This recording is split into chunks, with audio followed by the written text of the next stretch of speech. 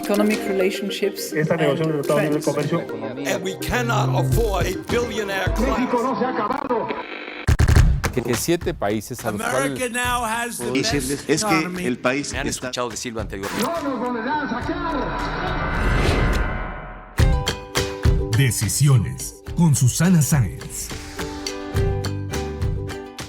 Hola, yo soy Susana Sáenz y en este episodio de Decisiones platiqué con Raúl Ferráez, quien es fundador y CEO de Líderes Mexicanos, Elliott Media y FCO Group. Hablamos sobre las experiencias que ha tenido a lo largo de 30 años entrevistando a líderes como presidentes, empresarios, deportistas, políticos y cómo se ha ido reinventando con diversos proyectos para seguir comunicando y también impulsando diversos sectores como es el turístico con el lanzamiento de Horizonte México. Acompáñenme a escuchar. Decisiones con Susana Sáenz. Bienvenido, Raúl Ferráez, a Decisiones. Al contrario, Susana, gracias por tenerme en tu programa, es un honor.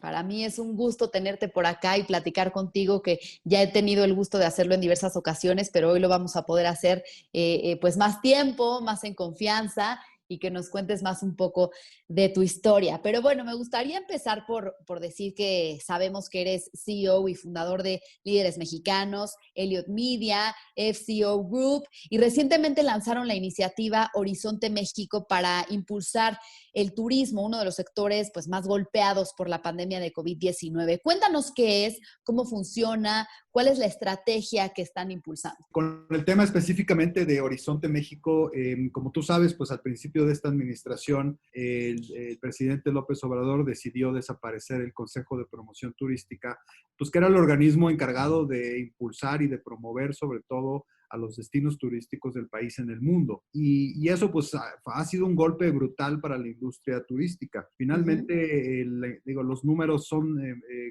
ahí controvertidos, pero no cabe duda que la industria turística está entre el 1 o el 2 de la fuente de ingresos más importante del país, de recursos extranjeros. Y bueno, y el hecho de desaparecer la promoción en el extranjero, pues sí fue un golpe muy importante. Ahora, la industria turística pues ha tenido que reinventarse. Lo que ha pasado este año obviamente ha sido terrible en términos de la pandemia y les ha acabado de dar un golpe brutal, pero creo que los mecanismos con los que ahora la industria turística puede salir a promoverse a nivel internacional, pues también han cambiado mucho, ¿no?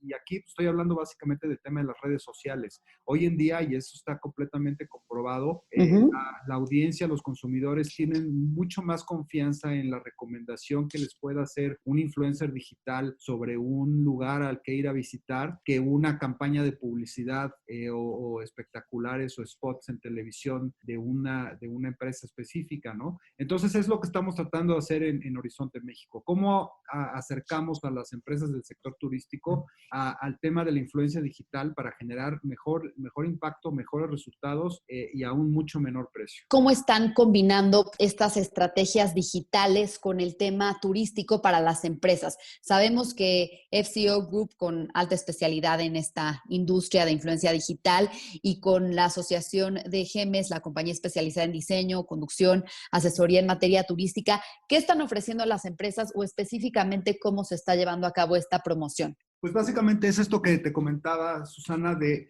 cómo aprovechamos a los influencers y los influencers a nivel global para generar esa promoción hacia México.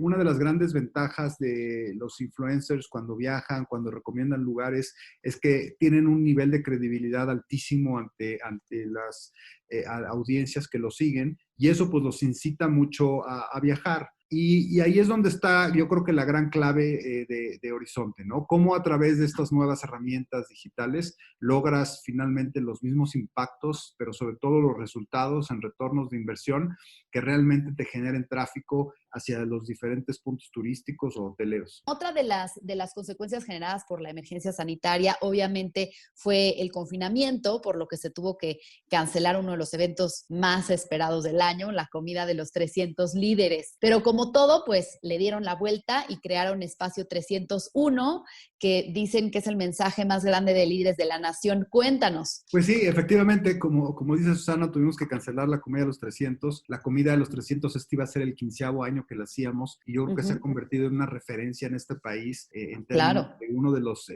eventos de la iniciativa privada en el que más líderes asisten, con un poder de convocatoria brutal, es realmente muy impresionante.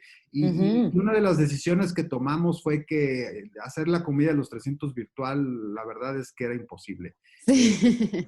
Teníamos que, o sea, lo que se vive en la comida, tú has estado ahí alguna vez, lo que vives en la comida de los 300, la cantidad de gente que ves, todo eso, no puedes sustituirla con un tema virtual. Sin embargo, fíjate que muchas veces nos habían comentado el hecho de que, pues desde que los líderes empiezan a llegar a la comida, que pasan por la alfombra roja, que se empiezan a saludar entre ellos, cuando están en el cóctel, cuando se sientan en la mesa, pues entre ellos se comparten muchísima información muy valiosa, ¿no? Entre ellos se preguntan, oye, ¿cómo ves las cosas? Oye, ¿qué opinas del país? ¿O qué opinas de esto o de aquello? Oye, ¿qué proyectos traes de inversión? ¿O qué vas a hacer en los próximos años? O sea, la cantidad de información que se vierte entre ellos en esas 2 horas realmente es muy importante y muy valiosa, pero se quedaba ahí, no salía. Y nosotros lo que pensamos es que de una otra forma, en un año sobre todo como este, en el que hay tanta incertidumbre y que también ha habido tan poca comunicación de los líderes, yo creo que hay que mandar mensajes a la sociedad y compartir esas visiones con el resto de los mexicanos. Por eso se llama, Susana, 301, porque somos ese uno que no estamos en la lista de los 300, que somos el resto de los mexicanos. Y lo que hicimos fue hacer una convocatoria, que en este caso pues acabó siendo igual de impresionante y de importante que la que sucede en la comida de los 300, en donde tenemos a casi 150 líderes, o sea, casi 150 líderes, la mitad de la lista de los 300, mandando un mensaje a México. Y la verdad es que yo creo que esto es algo inédito en este país. O sea, yo creo que ninguna organización, ninguna cámara, ninguna universidad, ningún gobierno, nadie había logrado juntar a 150 líderes del nivel de lo que estamos nosotros juntando y están mandando un mensaje a la nación, cada quien y cada uno en lo que cree que es lo importante comunicar. Muchos somos lectores, evidentemente, de la revista, conocemos este listado, pero quizá no todos conozcan cómo surgió la idea de Líderes Mexicanos que lanzaron tú y tu hermano Jorge en 1991. Platícanos. Fíjate que nosotros estudiamos comunicación los dos y cuando estábamos por terminar la carrera, pues queríamos poner un negocio de comunicación. Lo primero que se nos ocurrió, dijimos, pues vamos a poner una estación de televisión, ¿no? Pero cuando vimos los requisitos que se necesitaban, pues obviamente nos desmotivamos muy rápido, ¿no? Era un poco complicado en ese entonces, a diferencia de ahora, ¿no? No, y de ahí fuimos bajando, o sea, dijimos, bueno, si no podemos poner una estación de televisión, pues pongamos una estación de radio, ¿no? Y bueno, y si no, pues un periódico. La verdad es que acabamos poniendo una revista, que es para lo que nos alcanzó, y empezamos con una revista local en el Pedregal y en Las Lomas, que nos empezó pues, a hacer entender el poder que tenía finalmente un medio y cómo comunicabas ideas y todo. Y eso empezamos en 87, cuando estábamos todavía en la universidad, y empezamos a hacer entrevistas con líderes locales de esas colonias que finalmente eran líderes interesantes, y nos encantó esa parte de poder acercarnos, de entrevistar a líderes, de poder conocerlos, de poder de una otra forma que a través de sus historias otros pudieran inspirarse. Digo, los primeros que se inspiraban éramos nosotros. Pues imagínate sentarte con esos empresarios, con esos políticos a platicar. Claro. Le quiero recordar a la audiencia y a ti también, porque eres muy joven, en 1987 no había redes sociales. No, yo lo sé. No había internet. No te podías meter a Google y poner ¿quién es Carlos Slim? Y que te salían 27 notas de quién es Carlos Slim. O sea, la verdad es que había un vacío de información sobre los líderes del país muy grande, y fue en ese sentido, como en ese proceso de las revistas locales que teníamos, cómo se nos ocurrió hacer Líderes Mexicanos, que salió finalmente en 1991. Y empezamos a entrevistar a líderes realmente excepcionales. En nuestra primera edición estuvo el entonces presidente Salinas, que estaba en el mejor año de su administración. Por ejemplo, hicimos la última entrevista que dio Rufino Tamayo. Me acuerdo que lo entrevistamos en su cama, en su casa en Cuernavaca. Ya no le pudimos tomar fotos porque ya estaba muy viejito y estaba enfermo, y murió 2 o 3 meses después de que hicimos la entrevista. Y en fin, empezamos con esos tipos de entrevistas, y la verdad es que nos dimos cuenta de que para empezar, en este país había muchos líderes también querían hablar, que también querían dejar plasmadas sus historias, como historias de inspiración, como historias de enseñanza para otros mexicanos, para que también pudieran ellos encontrar sus propias historias de éxito. Y ahí empezó la aventura de Líderes hace 30 años, Susana. Oye, y me intriga además la forma en la que conseguían estas entrevistas, porque si bien dices, pues antes no había redes sociales, no era como que, bueno, ya conseguí el WhatsApp de la persona que le lleva comunicación a este empresario, el mail, o sea, iban de puerta en puerta buscando a los entrevistados en estas colonias, o cómo le hacían para ganarse la confianza. Digo, somos colegas, comunicólogos, periodistas, Sí. y sabemos que muchas veces los grandes empresarios, por ejemplo, parecieran inalcanzables. Digo, Sí. tiene que ver mucho esta parte que dices que tenían ganas de platicar, de hablar sobre su vida, sobre sus empresas, pero ¿cómo le hacían? Mira, tuvimos mucha suerte en hacer la primera edición. Tuvimos una edición de lujo, además de Rufino Tamayo y el presidente Salinas, estuvieron en esa primera edición Ernesto Rufo, que era el primer gobernador de la oposición en la historia del país. Estuvo en esa edición gente de verdad muy, muy importante. Y eso yo creo que de entrada nos ganó un prestigio de salida muy bueno. Luego hubo una coyuntura ahí interesante un año después de que salimos, en la que el presidente Salinas nos pidió que fuéramos sus biógrafos. Y la primera edición especial que hicimos de la revista Líderes salió en septiembre de 1994, 3 años después de que habíamos nacido, y fue una edición especial sobre la vida del presidente Salinas. Entonces, para nosotros hacer la biografía y ser los biógrafos de un presidente de México, independientemente de la opinión que puedas tener de él, pues es un trabajo realmente muy interesante, ¿no? Totalmente. Empezamos a viajar con el presidente a muchos lados,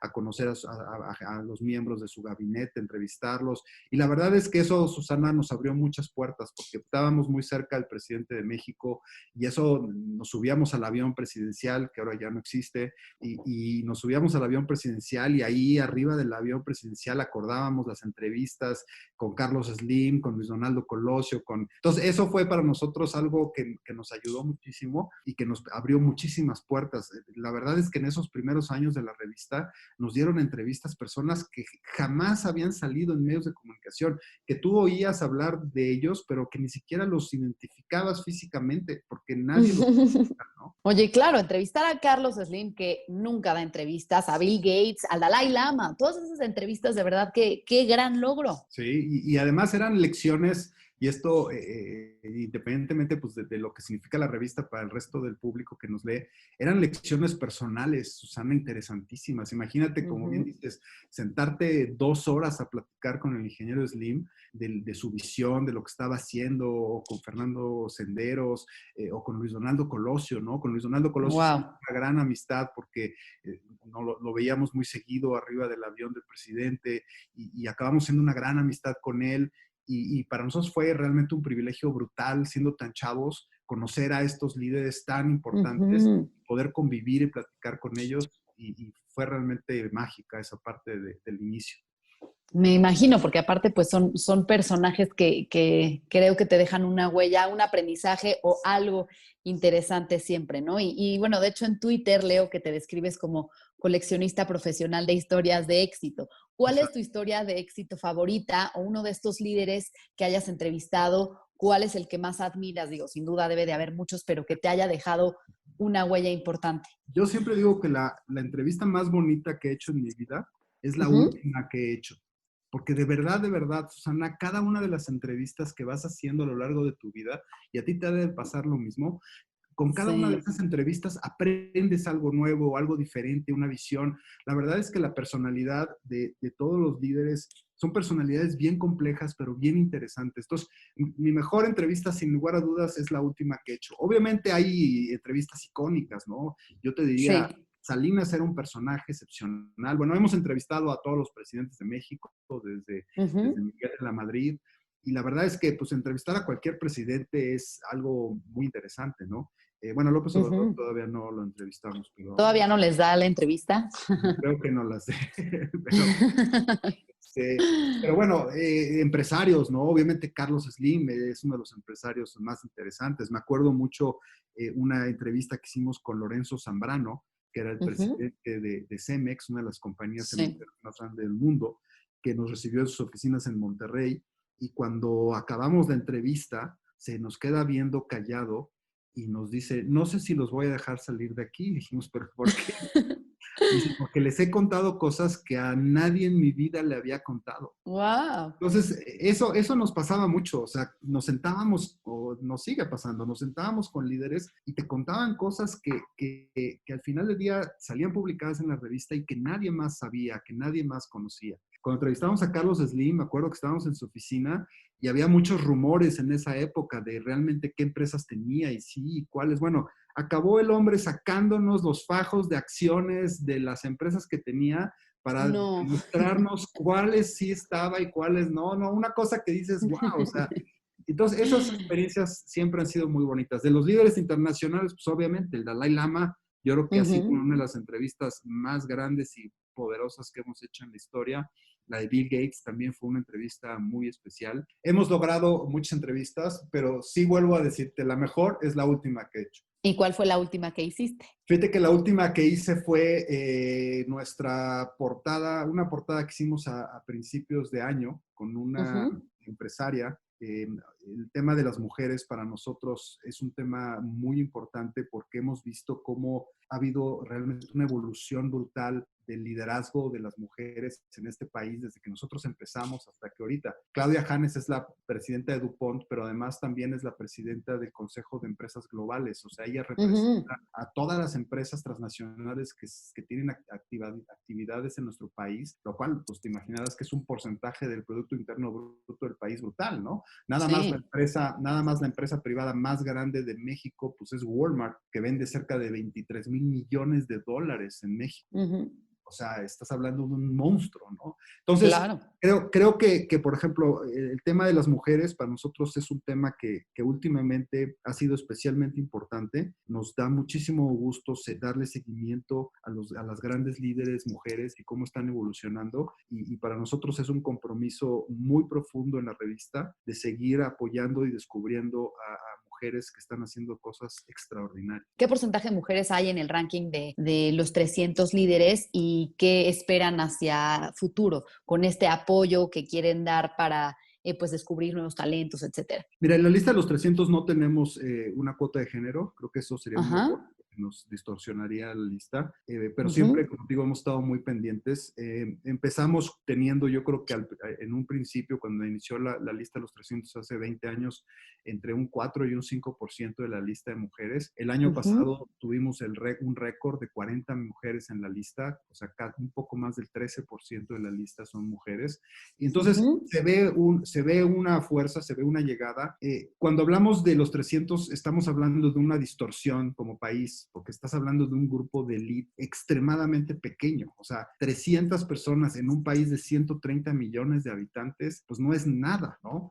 Pero bueno, es la elite de este país, ¿no? Y llegar a esos niveles siempre toma muchos años. Y eso es algo que también hay que entender. Las carreras exitosas son largas. Las carreras, hoy en día, yo creo que muchos de las nuevas generaciones, o todos los centennials que están acostumbrados a con el dedo darle así vuelta a la página en sus cuentas de Instagram y ver la foto que sigue, están acostumbrados que todo es muy rápido, pero la verdad es que conforme vas analizando la vida de los grandes líderes, te vas dando cuenta que la mayoría de ellos tienen carreras pues, que les llevaron muchos años construir y en la medida en que les llevaron años construir, en esa medida son sólidas y poderosas. Los que generalmente hicieron carreras cortas y saltaron al éxito muy rápido, muchas veces pues no logran sostenerse en la cima, ¿no? Bueno, aunque hemos visto líderes jóvenes como por ejemplo el influencer Juan Pazurita, ¿no? También se están enfocando este tipo de líderes. Me has platicado que son 14 categorías y que tienen un consejo editorial que analiza a cada personaje, el nivel de influencia, etcétera. Sí, hay ciertas categorías que son más propicias a tener éxito rápido, por ejemplo, las categorías de deporte, ¿no? Obviamente claro. Todos los deportistas pues son chavos, ¿no? No hay ningún viejito jugando en el fútbol en Europa, ¿no? En el tema, por ejemplo, de cultura, también una de las figuras que más orgullo me da de tener en la lista de los 300 es a Isaac Hernández, ¿no? Es un chavo de 26 años que es el mejor bailarín del mundo y es mexicano de Guadalajara y es un chavo excepcionalmente brillante y con una capacidad impresionante para el ballet. Y también en temas de ciencia y todo, en temas de política también los cambios se dan muchas veces muy rápido, ¿no? Obviamente tratamos que en la lista no aparezcan liderazgos pues porque ocupan posiciones políticas nada más, ¿no? Sino que además tienen que demostrar que realmente están haciendo, o sea, que tienen influencia. Por ejemplo, en los gobernadores, o sea, hay 32 gobernadores en el país. Yo diría que cualquier gobernador de cualquier estado de este país, pues es un hombre influyente o una mujer influyente, sin lugar a dudas. Sin embargo, en la lista solo tenemos espacio para 18 gobernadores. Entonces, pues ahí es donde viene la clasificación también, decir, ok, solo hay 18 gobernadores que pueden entrar en la lista, entonces tenemos que escoger realmente a los que más influyen en el país. Claro. Oye, ¿y les ha pasado que alguna vez alguien les reclame por haber salido de la lista? Porque veo que hay gente que pues lleva todos estos años apareciendo y de repente pues salen porque alguien más tuvo que subir, ¿no? Entonces, como Trump que un día le reclamó a Forbes diciendo que su fortuna era mayor que lo que habían publicado. Fíjate que ha sido un proceso muy, muy chistoso porque al principio nos pasaba que más bien nadie quería estar, porque nadie, cuando empezamos la revista, la de los 300, pues como la gente no entendía bien qué estábamos haciendo y como una lista de los más empresarios, de los ricos, o sea, había muchas dudas y la verdad es que nos tomó 2 o 3 años consolidar la lista y demostrar que estábamos haciendo un trabajo serio, profesional y realmente de identificación de liderazgos. Y sí, ahora 20 años después nos pasa mucho que pues hay muchísimas personas que quieren estar en la lista. Yo creo que la lista pues sí es un reconocimiento, Susana, porque al final estar o sea, llegar a la cúspide de una actividad, cual sea que a esta te dediques, creo que requiere de una carrera de esfuerzo, de trabajo, de perseverancia, de inteligencia, de muchas cosas que al final pues es bonito que te lo reconozcan, ¿no? Pero yo siempre he pensado que la lista de los 300 más bien es una lista de responsabilidades. Cualquiera de las decisiones que tome un miembro de la lista de los 300 pueden afectar a miles o inclusive a millones de mexicanos. Entonces, la responsabilidad que tienen los que aparecen en la lista de las acciones que toman en base a la implicación que pueda tener en la vida de los mexicanos, pues siempre es una responsabilidad que yo creo que es muy grande. Y ahora que pues ya la gente se ha ganado su lugar y que le gusta aparecer, también ha habido quienes no quieren salir porque quizás se quieren mantener low profile, algún empresario. La lista tiene una característica que esa la definimos desde el principio y es que, como decías ya hace un momento, tenemos consejos editoriales por cada una de las categorías para poder realmente analizar bien quién está influyendo en cada uno de los segmentos. Y una de las características más importantes de la lista es que una vez que tomamos la decisión de quién aparece en la lista, no es opción para el que aparece estar o no estar. O sea, no es una decisión que esa persona pueda decirte, oye, no quiero estar o sí quiero estar. Obviamente tampoco pueden pagar por estar o pagar por no estar, ¿no? Entonces, yo creo que eso es lo que le ha dado justamente la fuerza a la lista. Oye, y pues bueno, creo que muchas industrias se han ido reinventando ante la digitalización, los cambios en el mundo editorial, y ustedes fueron de los pioneros en lanzar en 2017 la primera revista interactiva después de 25 años con esta versión impresa. Cuéntanos cómo les ha ido y cómo ves el mundo de las revistas en 15, 30 años. Mira, nosotros pensamos que el cambio en términos de de hábitos de consumo de información de las audiencias ha sufrido una transformación brutal en los últimos 10 años, pero más brutal todavía en los últimos 3 o 4. Lo que ha puesto en jaque básicamente a todos los medios de comunicación tradicional del mundo. O sea, hoy en día un chavito de 15 años en la recámara de su casa en Iztapaluca o en Chimalhuacán o en cualquier estado o municipio de la República puede llegar desde su celular a miles de personas, a millones de personas. Entonces, yo creo que ha habido una democratización brutal del acceso a la información, Creo que los hábitos de consumo, sobre todo de las nuevas generaciones, los centennials, están cambiando de forma brutal y eso es lo que nos ha llevado a tratar de entender hacia dónde van esas tendencias y adaptarnos a esas tendencias. Lo que creamos con los Elliott Awards, pues fue un poco eso, darnos cuenta en su momento de cómo estos, los que llamamos influencers o líderes digitales, estaban realmente convirtiéndose en los nuevos líderes de opinión de esas nuevas audiencias jóvenes y que eran los que tenían esa credibilidad que ellos querían ver. Entonces, creamos los Elliott Awards, no solo para ordenarlos, para clasificarlos, para reconocerlos, y hoy en día los Elliott Awards, que por cierto son en unas cuantas semanas, pues son los premios a la influencia digital más importantes de habla hispana. Es increíble cómo se han ido pues reinventando, lanzando nuevas ideas. O sea, no bastó con la revista Líderes Mexicanos, este ranking de los 300, también viene la revista Petróleo y Energía, después fundaste FCO Group, Elliott Media, Horizonte México, el lanzamiento que ya platicamos, Online Talent, y también tienes tu programa de radio, Nassir. ¿En qué momento haces todo eso y por qué surgen esas ideas? Pues mira, una de las cosas que nos mantiene vivos es estar permanentemente inquietos y eso yo creo que es algo que define mucho y es de las cosas que puedo decir, pues que sí he aprendido, algo he aprendido en 30 años de entrevistar a tantos líderes, ¿no? Y yo creo que esa es, la clave del éxito, yo creo que radica en dos cosas principales. Primero, que te guste mucho lo que haces, Susana. En 30 años jamás he entrevistado a un líder, jamás, que me diga, bueno, pues mira, me ha ido bien, aunque no me gusta mucho lo que hago. Jamás. Todos los líderes que han salido o que hemos entrevistado y todos los líderes que tienen éxito aman profundamente lo que hacen y cuando te gusta tanto lo que haces, pues estás ahí, ¿no? Y buscando y inventando y tratando de hacer más cosas. Y la otra cosa, pues tiene que ver mucho con estos valores tradicionales del liderazgo, del trabajo, de la perseverancia, de la visión, ¿no? De encontrar nichos en los mercados donde otros no los ven. Yo creo que en México todavía es un país con grandes oportunidades. México es un país en el que, si bien estamos viviendo tiempos difíciles, creo que tiene un futuro muy promisorio por quién somos, por donde estamos. Y yo creo que en México todavía hay mucho por hacer y es lo que estamos tratando nosotros de llenar esos espacios. Tú me decías que cualquiera de las decisiones que tomen los líderes que están en esta lista, pues tienen implicaciones en la vida de los mexicanos. Y justamente este podcast se llama Decisiones y por eso me gustaría saber cuál ha sido la decisión más importante que has tomado en tu vida.